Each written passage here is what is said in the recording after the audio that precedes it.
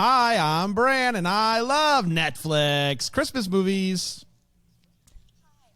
Hi, I'm Jax, and I love Emma Roberts. I'm Alonzo, and I love it when Netflix movies get spicy.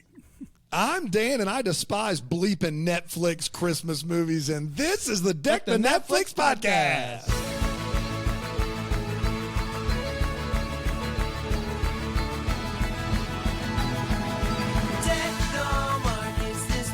Yeah. Oh, man. Wow. Woo. Nothing like celebrating Christmas in July with a 2-year-old Netflix saucy movie. Saucy movie. And Saucy. Brandon, this has to be our first R-rated movie on this podcast, right?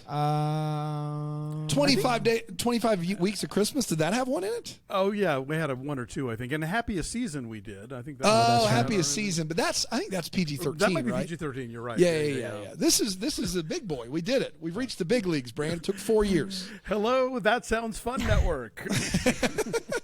That's right. Sorry, Annie Up Downs. We love you. This movie, yeah. The timing is just great this week. We're crushing it. It We started are just hitting home runs, aren't we, Brand? always hitting home runs. This one really, they let you know it's going to be R-rated, like with the very first word out of the movie. So we come out swinging quickly. You know what else is coming out swinging? Bramblefest. Bramblefest. And you know who's going to be there? Everybody on this podcast. Everybody on the is gonna be screen there. right now. That's right. Alonzo's going to be there. Alonzo, what's there? Apparently, there's conversations about hugs. Jax is trying to get approval of who she's allowed to hug. Where are you at when it comes to hugs right now, Alonzo? I'm pro hug, but I am also going to be N95ing it all fest long. So just everybody needs to know that up front. Yeah, it's you aren't going to get to see the mean mug of Alonzo there. You're gonna. But here's the thing. But the glasses and the hair, I get recognized anyway, so like it shouldn't be a problem. All right. Yeah, I mean, fair enough. But he's still giving out hugs. Still giving out hugs. Oh, absolutely. Alonzo gives a great hug too. He's going to burn all of his clothes immediately after the fest.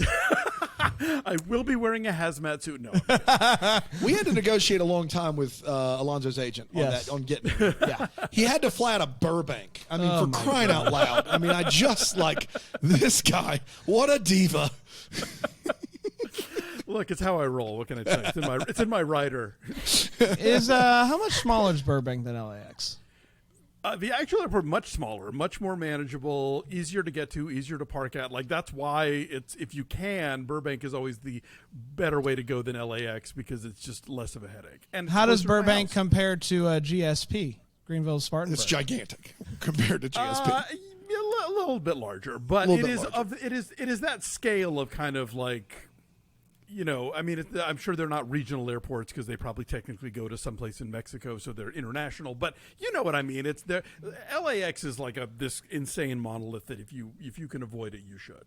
This has been airport talk with the boys. Jax, out of I'm thinking Newark. Jax is a Newark girl. Newark, LaGuardia, JFK. Who you picking?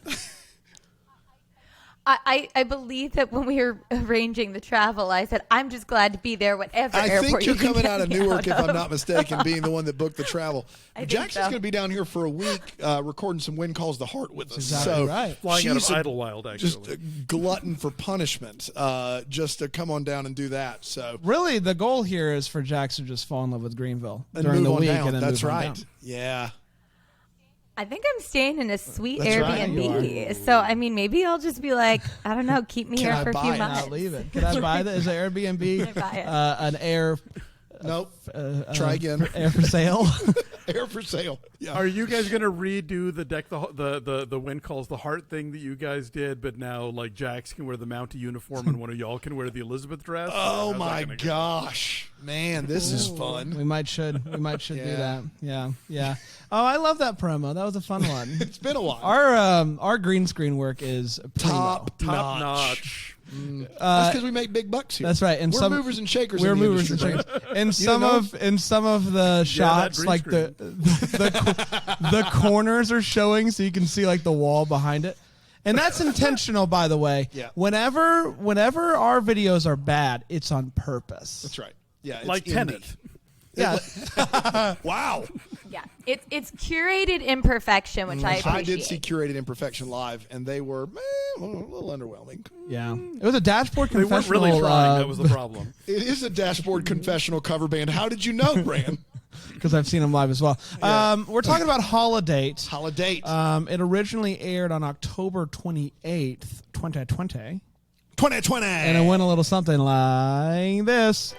Sloan is home for Christmas and can I just say I love the name Sloan? Am I the only one? No? It's a great name. Okay. Ferris Bueller. Sure. I have seen it. Come on, Brian. I said sure, and then I realized that might lead some people to think I haven't seen that movie. I have seen Ferris Bueller. Yes. I mean, come on. Sloan is home for Christmas and is less than pleased. Her mom really wants to find her a man, and she really wants her mom to kick rocks. Then we meet Jackson. Jackson is visiting who we think is his girlfriend's parents for the first time, and they promptly scare him all the way off with their matching sweaters and whatnot. And then we find out that they're not dating at all. He just kind of came along because his family is in Australia. When he doesn't give her a gift, she yells at him. He leaves. She yells things. We don't need to repeat them here, not on this program. Sloan is mortified when her younger brother gets engaged on Christmas. Younger brother engaged. Oh my gosh. The next day, Sloan and Jackson meet for the very first time, returning bad Christmas gifts that they end up chatting about how miserable the holidays are. So they end up agreeing to be each other's holidates for New Year's Eve. It's like a pact. Like we're going to go to things together. Like a mistletoe promise. A mistletoe promise, if you will, for those of you in the back, which is a cleaner movie, dirtier book, I believe. Yes, that's how I understand it. Oof, yeah. So they agree, and they are having a blast on New Year's Eve. That is until her dress rips during the Dirty Dancing remake. He drops her on her head. It's a whole thing. Midnight comes along. He's nowhere to be found, but then he pops up, kisses her on the cheeks.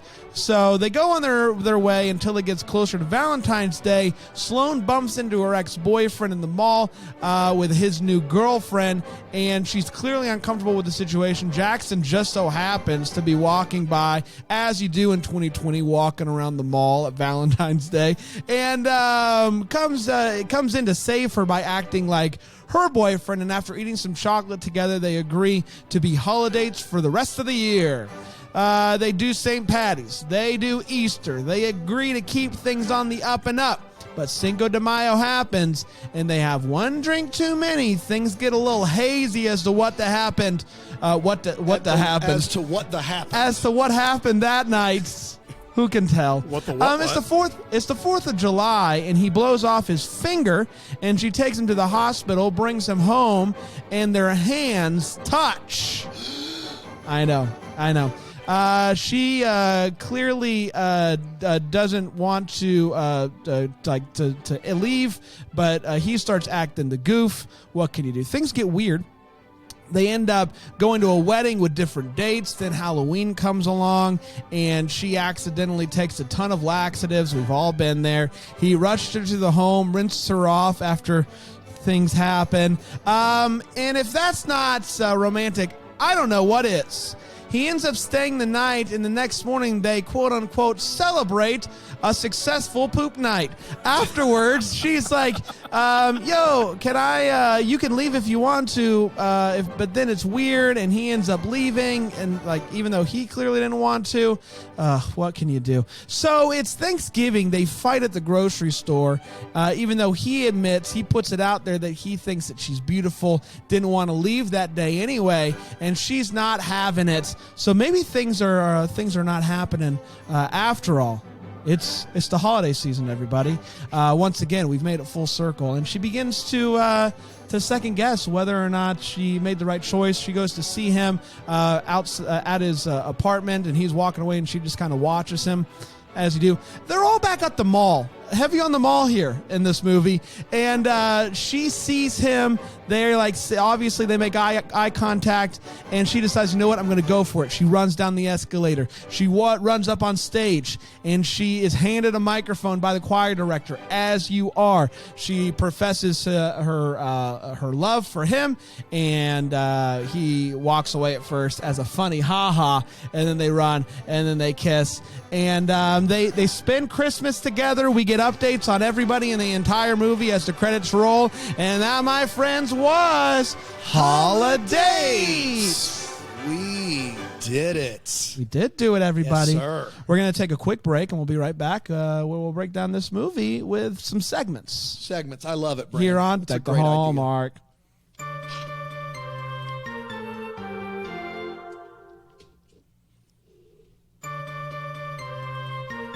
We're back. We're talking Holidates, the 2020 classic, raunchy reindeer flick. I remember this was a big deal when it came This out. was like, it people did- were tweeting a lot about Netflix, like getting into the R-rated Christmas movie game. It was like a weird thing no one was doing. Right? Am I crazy there?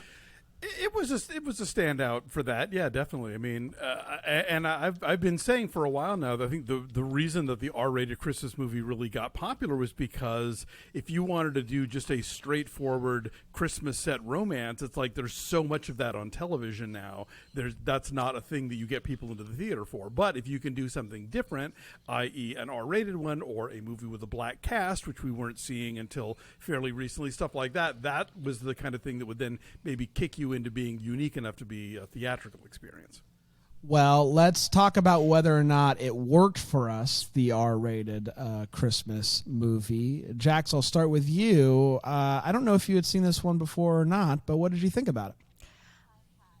I had, and I love this movie. So I know we're talking about how raunchy it is, but I felt way less dirty after watching this than I did City Lights, California Christmas, whatever More that than was. fair. More than fair. Yes, I give you that. I think I love over-the-top, zany comedy, and this was firing for me on all cylinders. I'm obsessed with Kristen Chenoweth. I thought that she was brilliant in this movie. And I think perhaps what is so astounding for me about this film is that Emma Roberts, who is one of the most conventionally attractive, hottest women I think I've ever laid my eyes on, she manages to be so good in this movie that she makes me believe that she's not conventionally a total babe alert, and kudos to her for that. Yeah, Emma Roberts is wonderful, like in general. And then you're right, something about this movie where she shows up in that dress at the club, and you're like, yeah, Emma Roberts, that's right, exactly. So yeah, I get what you're saying completely. She's game in this for sure. Yes. So I think that I definitely I liked it the first time. I'd watch it many more times. I'm all in on the R-rated Netflix Christmas movie. So I had not seen this one. This is one that I Brandon and I watched it together. It was quite a time. I don't. You know what? It's a weird one. I knew this was coming immediately. Hold on. It's a weird one for me because I'm so used to being in the pocket. Okay. Where it's safe. You don't know what in the pocket means. You have not used it right. I ever. used one pocket this time, which is what you were requesting. Better, but in the pocket doesn't mean in a place that's safe. If you're in the pocket acting, it means like. Has it ever occurred to you, Dan, that maybe there's multiple meanings for things? You're a musician. You should know what in the pocket means. I know what it means, and in this case, I'm using it the way I want to use it. Go ahead. I hate to break it to you, all of you guys misuse down to clown all the time. Wait, can you tell me what it means and how they're Well, using it? I don't think we have. Wait a minute. I've never said that phrase. I think it's ridiculous. I want to be very clear. He is not down to clown. Okay. I've never said it before, so don't tell me I misused Fine, it. your co-hosts then say down to clown all the time, and down to clown means you are ready to be like a person in this movie. Yeah. Oh my gosh, thank you for that PSA because I've been saying it to too many people too much. So thank you, Brain Alonzo, says it for regularly. that. Yes. Regularly. And Alonzo hasn't said anything for 4 years. Because Alonzo's finally, also I down get to it. clown. He's down to clown with me being down to clown. I hit a tipping point. Yeah, it's like when the Jersey Shore people used to say DTF. It's the same thing. Wow. There you have it. So I'm so used to being in the pocket. What part of Gym Tan Laundry is DTF? I'm sorry. Go ahead. Sorry. I'm sorry. So I'm so used to being in... Of all weeks, you picked this week to tell... I'm just kidding. Go ahead. I'm so used to being in the pocket. And so the idea of an R-rated... You know what? I do think it's an important distinction that people might not know about me. People assume that I'm a big comedy fan, and I'm not a big comedy fan. And I typically don't really enjoy R-rated comedies. It feels very, I don't know. It's just not usually my thing. And maybe it's because of the fact that, me and Jesus are homeboys. Oh, but what? No. But it's always been weird for me. I will say the thing that I really did appreciate this movie is it was R-rated, but it also still had the heart of the pocket, if you know. Nope. You No. get what I'm saying. So it's like, imagine the pocket not has a anywhere in the ballpark of a heart. What I'm trying to say metaphor. is it felt good. It felt like what I was hoping for. It felt like what I would want out of one of these type of Christmas movies, but it was just at a different level content wise, and that's okay. This made me believe that there is a space for that. Obviously, there is one. It doesn't matter what I think because they're happening. But I'd watch this one again. I thought it was funny, haha, and I do think that. With a lot of the R-rated comedies, they're so over the top, and that's the point. It's like you get to a certain point where it's just like, this one I didn't feel like reached to that point. You did look uncomfortable watching it from time to time. I'm just saying, personally. And I'm not like, I mean, I can say bad words. With the best of them. But this, I don't know. This one I did feel like while it was at another level, content-wise from like a Hallmark or a Lifetime even, it still worked for me in the field in which I like sitting in with my pocket. Did I get it right? Better? No, not even a little bit. Just stop it. Alonzo? Is there brass in pocket? No. Oh, my sweet baby boy. I love this movie also. Like, we often on this program will use the phrase borderline real movie to praise like a Hallmark or Lifetime product. This is a real movie. Like, I would have been perfectly happy seeing this in a theater. I think that Emma Roberts and Luke Bracey are crazy charismatic. Like, they have nutty chemistry. And this is a guy who I saw in the Point Break remake and was like, well, I don't need to see you again. But no, it turns out really charming and funny. Great. I mean, like, again, murderer's row of character actors. You got Kristen Chenoweth. You got Frances Farmer. You got Andrew Batchelor. You got Eric Moffat. Eric Manish Dayal. You've got the dad from Wonder Years. I mean, like, it's just cherries in the He's slot Mr. machine. Arnold for all time. Like, he's not anything but Mr. Arnold, right? Exactly. Accurate. Right. Yeah. He was Danica's dad that one time, but whatever. No, I think this movie's really funny. It is raunchy and it does go to the R-rated places, but I think it does work because it has that layer of this relationship that you care about at the center of it. And, I've heard Dan say this before. I also married my best friend, and I think there is something to be said about showing romances that emerge of not just the usual, like, I hate you, I love you, but like the people that actually get to know each other and get to know each other in a space that allows them to not be dating and having to sort of put on that version of yourself that you often create when you're off, when you're trying to find somebody. And that being relaxed around each other is what gets them to the place where they do finally fall in love. And I think that's lovely. I love all the holiday stuff. I love it. Yeah. I met my wife at a summer camp, so there's no way to be cool. So, yeah. So there's two different things plate spinning here. I think, first of all, the movie has a lot going for it. Emma Roberts is wonderful. I saw her, the first time I saw her was in a Bowden and Fleck movie called It's Kind of a Funny Story with Zach Galifianakis. Right. And I thought she was really great in that movie, which Nickelodeon, baby, OG. Yeah, I never was a Nickelodeon guy, and I'm also older than you. But she's great. You also don't know what a pocket is. Bracey, I think I do, but I guess at this point you're convincing. Maybe I'm being gaslit here because I thought I did. She's great. Bracey's great. Kristen Chenoweth reminded me of, like, in Single All the Way. We get together to review Single All the Way, and we talk about Jennifer Coolidge because she just steals the show. Kristen Chenoweth is a national treasure. She's always funny no matter what she's in. She's great. And so all that works really well. The R-rated side of this, the best R-rated movies, in my opinion, R-rated comedies, feel like they could not have been made another way. Like just the movie, like Bridesmaids, The Hangover, like these movies that I laughed hysterically all the way through. I left and I just went, there's no other way that could have been made. It feels very organic. There are times when this movie kind of insists upon itself to be R-rated because it can. That doesn't really work for me, because if you strip it all down, it's still this fake relationship. Well, not fake relationship, but like this trope of like, you know, we're too lazy to get actual dates, so we're just going to act like we're hanging out. And it's saved by the fact that the chemistry is so good. I didn't like it as much as I like Love Hard, which I thought was better than this movie, even though Jax was mad when I said that I had some issues with it. I remember that. But I liked Love Hard a good bit.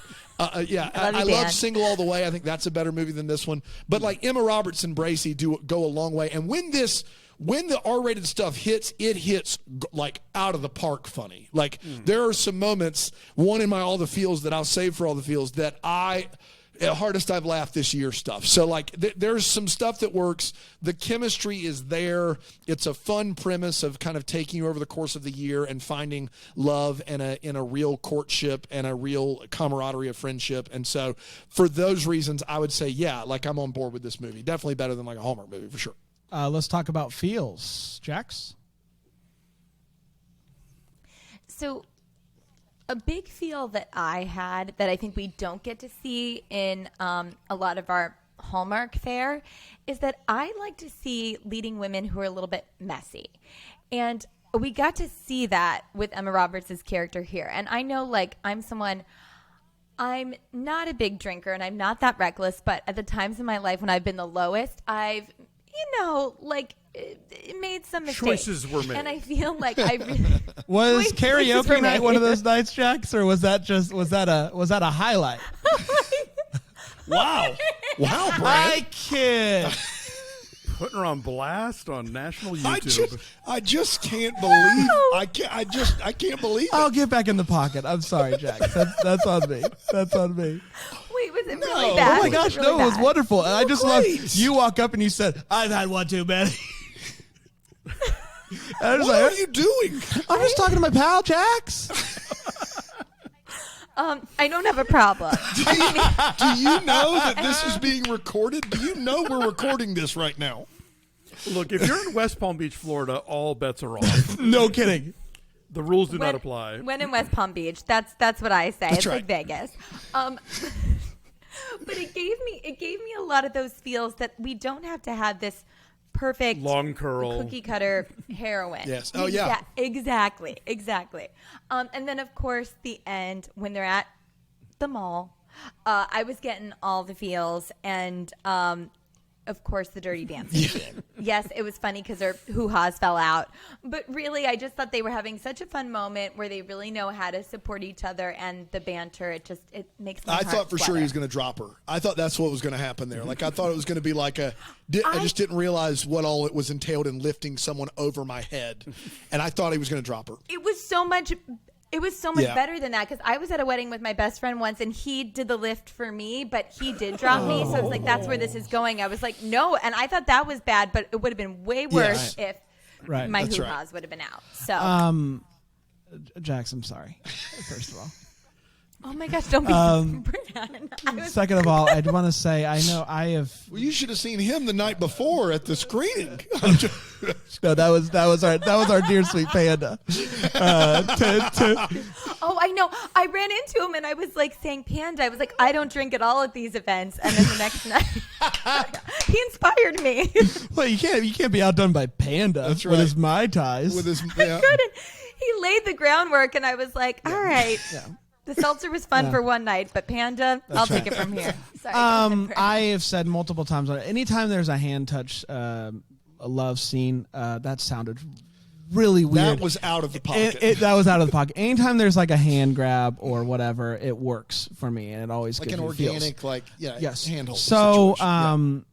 but the reason why this one even worked more is that they acknowledged it. Like the next day, he's with his buddies and he said, "We touched hands." Like that is exactly what happened in my life. Like when I first held pinkies with who would be my wife, like I was telling all the boys, like I was super pumped. And like in the Hallmark movies, they never do that. It's always like, yeah, okay, it happened. And then the next day, it's a weird thing. And in this one, like he was excited and he told his pals, and it was like this big thing. So it gave me extra feels on top of the feels that I would already get with just a hand touch in general. But the fact that he acknowledged it and was excited about it gave me extra bonus feels. Is it Alonzo? Alonzo, okay. Yes, I'm sorry. Yeah, no, I think there's a lot of smart writing here in terms of setting this stuff up. The fact that that Luke Bracey tells Andrew Bachelor first about the handhold thing, and then later talks about how bad he felt when she kicks him out of the apartment after Halloween, and how like, oh, that's cold. And usually in these movies, it's going to be like the dudes are all bravado about this thing, but they're genuinely talking about their feelings and that kind of stuff. But they're also not overplaying it, like no one's sticking their pinky out. Like it's just genuinely like this is guys having a conversation when no one else is around and admitting their vulnerability and stuff. So that I think is a good source for comedy. I like how smart the inclusion is in this movie. You have like the younger brother marries a Chinese American girl, and the Baxter, who's actually a catch, which is we also saw in Single All the Way, is Middle Eastern, and you have the choir at the end of the movie in a way that like any of those could have gone cringy like that, and they very deftly kind of weave that in and just make it part of the thing, and don't make it part of a look how exotic. I think that stuff is all handled really well. This is actually written by the woman who wrote a much different Emma Roberts movie, the 2007 Nancy Drew adaptation. Wow. Didn't see it coming. Oh, I didn't know that existed. You just made my day. Jackson's like, I gotta go. We'll see you later. It's really charming. This is a movie that makes me laugh out loud with frequency, which almost never happens in a general kind of Christmas movie. And I think the fact that they people will ask me, oh, is this movie a Christmas movie because it has this one scene at Christmas? I'm like, well, a lot of times movies will give you one scene at Christmas or two scenes just to demonstrate the calendar. But this movie really leans into that, and I think does it really in a smart and funny way. And also technically two scenes at Christmas. So yeah, you know what I mean. Double than any other season. Double than any other. Twice as many, yes. Bookending, we call it in the biz. The choir was great. I love that, and like that kind of declaration of love was wonderful. I think it worked really, really well. But I got to be honest, the hardest I've laughed all year is the most awkward mother or daughter-father dance at a wedding that I've ever seen. Somehow the DJ plays Boys to Men, and at the end of the song does a little point like, I got you. Like, what is he doing? I was dying. It was so awkward, so cringy. I loved and they look at each other. The two leads are like, we got to go fix this. And they cut in on the dance just to keep it from happening because everyone's like, what is going on? It was fantastic. I loved every second of it. It was just so funny. So funny. Mother's Day cracked me up, too. That whole exchange I thought was really hilarious. Yeah. Mother's Day was fun, too. You're right. Let's take one more quick break. We'll come back with what I imagine is going to be a short Wait What segment here on Deck the Hallmark.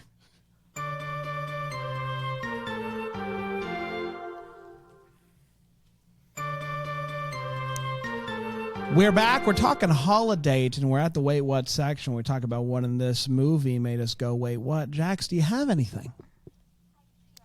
I do have two little things. I think it would be different if the movie was made now, even though this movie is not that old. But it made me really uncomfortable when they woke up the morning after they didn't know what happened. And as we're talking about with hugging, consent is important. And I know that they were both drunk. And look, these situations are complicated. There's nuance. It made me feel really icky. So I was like, oh, this is not a good take on this. Like if he would have been like, oh no, nothing happened. Like, but it made me feel icky. The other one was when I don't know what I'm allowed to say in this podcast, but when they were in the car eating the chocolate, but we were supposed to think that she's giving him an HJ. An old fashioned. It wasn't funny. I can promise you the answer of what you're allowed to say. Just go ahead and flag it. Is somewhere in between nothing and hand job. It's definitely not HJ.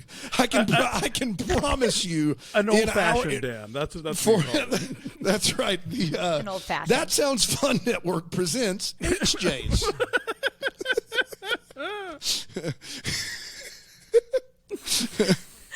Sorry, go ahead, Jax. Just that I knew that the reveal was, of course, going to be that they weren't doing that, but I think it was played really weird, and it wasn't even funny. So I was just like, I was embarrassed. I had secondhand embarrassment for everyone involved with that. When they brought her on the camera, I was still kind of baffled at how she could possibly be handling the chocolate to make movement look like that. That's right. That scene makes no sense. Knowing that they're just eating chocolate, it makes no. There's a way to set up that visual gag, and they didn't quite get there. That's right. Didn't quite get there. Yeah, they could have, but they just didn't. I am still shocked that Harry Styles is not in this movie.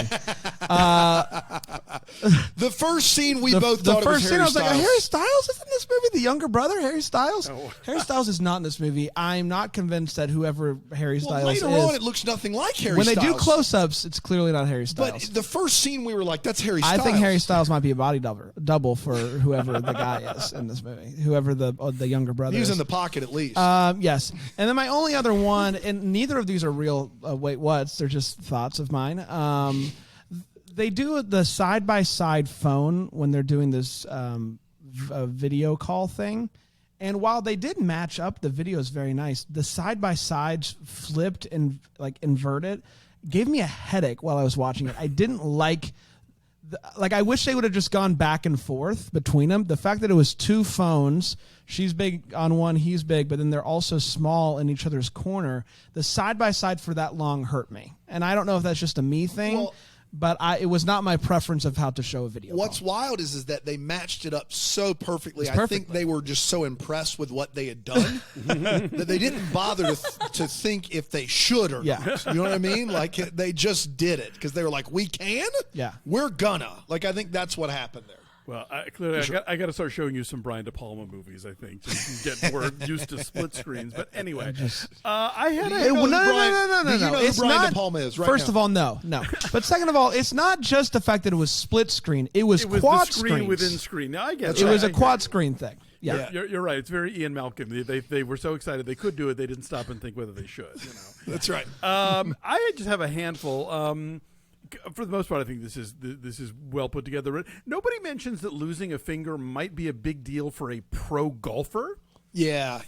That's on my list for sure. I think that's going to maybe be a livelihood issue if we're not going to get that taken care of. Going to be a problem. You never put the leaf in the table after it has already been set. That's just like, you don't have to be Martha Stewart to know that is not a good move that you want to do. Thanks, Alonzo. Emily Post called to let us know. That's why we keep you around, Alonzo. What would we do without those hot takes from Alonzo about leaves? I'm thinking about logistics here.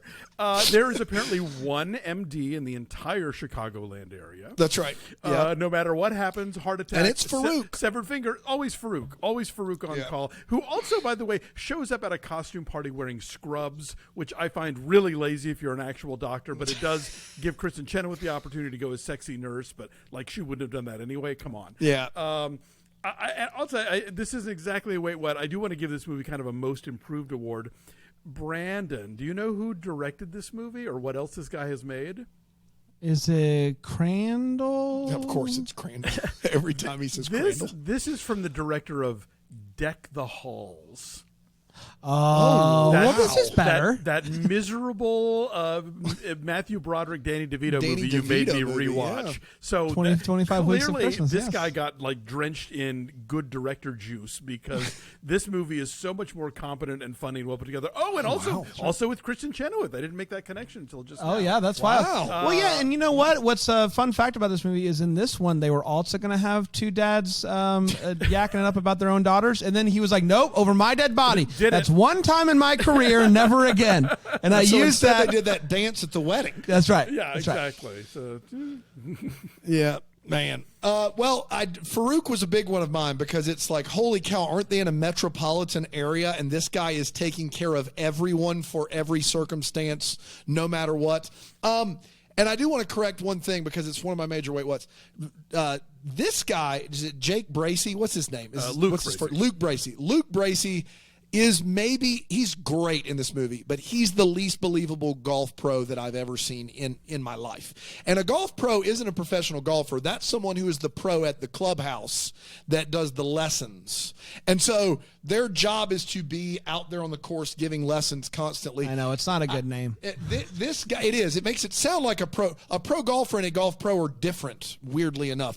But as a golf pro, even with all 10 fingers, I don't think he would be very beneficial to many people, maybe to look at, but not to actually contribute in any way as a golfer. I didn't buy that at all. How dare you skip over Flag Day and Arbor Day? I'm just kidding. It doesn't. That's totally fine. The scene where the mom burns everything. I will say this.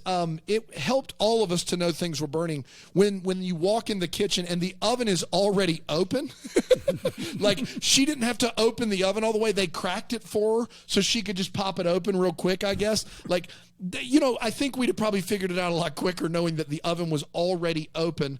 And then last but not least, I did feel like the scene, and this isn't a wait what as much as it was just like one too many for me. There's so many times in this movie where both of them can't get on the same page to declare their feelings for each other. And that's part of the tension of the film, and I understand that. But after the night where he takes her home and takes care of her, and in the morning, they do what they do in the morning, after that scene, for them to have that interaction the way they had it, for their characters, it just wasn't believable for me. For all they had been through, to clearly have that moment of connection, for them to not be able to at some point be like, okay, we need to talk about this further, or yeah, we're into each other. I just didn't buy it. I didn't buy it at all. It was like, how do we stretch this movie for 20 more minutes? Let's have what's her name the sister come over and be like, I made out with the Black Panther or whatever. And so that scene was an eye roll for me. I think this movie could have been a comfortable hour and a half, and that could have been the turning point of the film instead of the misunderstanding. But I guess it does lead to the cool choir declaration of love. So I'm going to say this in its defense. I think that part of the walls that she has about letting people in and trusting people in relationships, we clearly see that she has been picking that up directly or indirectly from Aunt Susan, who does the same thing, who dump them before they dump you. And so I think that jibes with how her character is presented. And so the fact that the first thing out of her mouth would be like, well, you can leave if you want to, like that, I bought that as a defense mechanism that would get in the way of things. I bought that too. I think my thing is that I know that Luke Bracey isn't, a Mensa member, but I feel like at this point, knowing her, true, and spending as much time as you have with her, a 3-minute conversation would have there was this whole big thing where she said, "You told me I wasn't attractive the first time that we met." That's a sensitive thing. Like, I just can't imagine that dude being in that situation and not reading that. Sure, fair. And maybe that's just me, but I just was like, bro, there is no worlds where this is like, well, then I'm just gonna leave. Like, I didn't. That was like. That was weird for me. But I mean, small. We're nitpicking here. It's time for What the Flicks, where we wonder what could have been. Question we should have. Jax, what are you still wondering about? I mean, I feel like all of my questions got answered, but I think that, I coach kid actors, and I thought that the little girls in this movie were so good that if there were to be a sequel, I would just want to know more about them. Because as we're talking about, it's clear that Emma Roberts' character has picked up so much stuff from her both functional and dysfunctional family. Like, all families are both, I think. And I would just love to know a little bit more about these young women. And more Kristen Chenoweth, always, please, and forever. Thank you. I want her with Jennifer Coolidge. Oh, my gosh. Can we make that happen? Yeah. Just to make that a movie. We don't even care what it's about. That'd be fantastic. Christmas road trip, something. Oh, yeah. Maybe it's my introverted, not social, not a party animal. Like, I'm old. I would just encourage everyone who watched this movie that's maybe thinking about doing a holiday. Like, there is another option, which is to simply just not go out on New Year's Eve, not go out on St. Patty's Day, not go to the parties. I can see a holiday being helpful for like family dinners. That's right. But that, I think, is the straw for me. The other option is way more appetizing, which is to just stay at home and lay in bed and watch Stranger Things again. Like, that's better for me. That's better for me personally. That's what I would have done. And so I just want everybody out there to say this is not your only option. It is okay to stay home and be by yourself. Alonzo? I love how we're using this What the Flicks is just a PSA for him. Like, Flag Day is important. I don't care what anyone says. Well, Alonzo, is there any issues you'd like to speak to? I'm kind of doing a PSA too, because I don't really have a. I think the movie like ties up all the bows really well. But I will recommend, if you like this, that there's another thing on Netflix you might also enjoy. It's a 2-season Norwegian sitcom. Yes, there are subtitles, Bram. Called Home for Christmas. It's about this woman who is the only unmarried sibling in her family, and always gets relegated to the kids' end of the table. And on December 1st, she announces, "Oh no, I'm bringing my boyfriend for Christmas." And the family's like, "Oh really?" And then she has 24 days to find one. And then they actually come up with a way to make a second season out of all that, and it's really funny, and it's Bran, watch it for the Christmas. There's so much Christmas on this show, and it's Norway, so it's like constantly snowing. Everybody's wearing great sweaters. I think you would enjoy it. Yes, I've seen this trailer many times, and it is on my to And in that watch Norwegian list. show, they always know when to put the leaf on the table. That is fun. God bless them for that. My What the Flicks was taken by Alonzo, which is I want to know how old Luke Bracey's doing as a golf pro now that he has his finger reattached. I can't imagine it being well. I played golf this morning. I was bad with all 10 fingers working. I can't imagine. There was an having a entire finger- Hallmark movie about a violinist having to get her wrist back or whatever, right? Wasn't That's that a right. thing? So Yeah. With Michael Rady. Yeah. Yes. And Lucia Micarelli. Yeah. Micarelli. I remember the name of that movie. Christmas Bow. Christmas Christmas bow. It's the Christmas bow. We did, everybody. Congratulations! What a fun time this was. Don't you say, Dan? Yeah, I would say it was fun for sure. It's good to be back in the deck the Netflix saddle. I would say that. Isn't it? It sounds fun. Next week. Next week we have a movie called Christmas Inheritance. It's a little bit older, 2017. Christmas Inheritance. Did Alonzo just wince? A little bit. Oh no! But hey, Jake Lacey's in this one, so at least there's okay. All right. Yeah, there you go. Until then, may we be the first to wish you a Merry Christmas. That Sounds Fun podcast. It's produced by Tracy Nillis' name. It's recorded live in Greenville, South Carolina. For more information on Deck the Hallmark, you can go to deckthehallmark.com.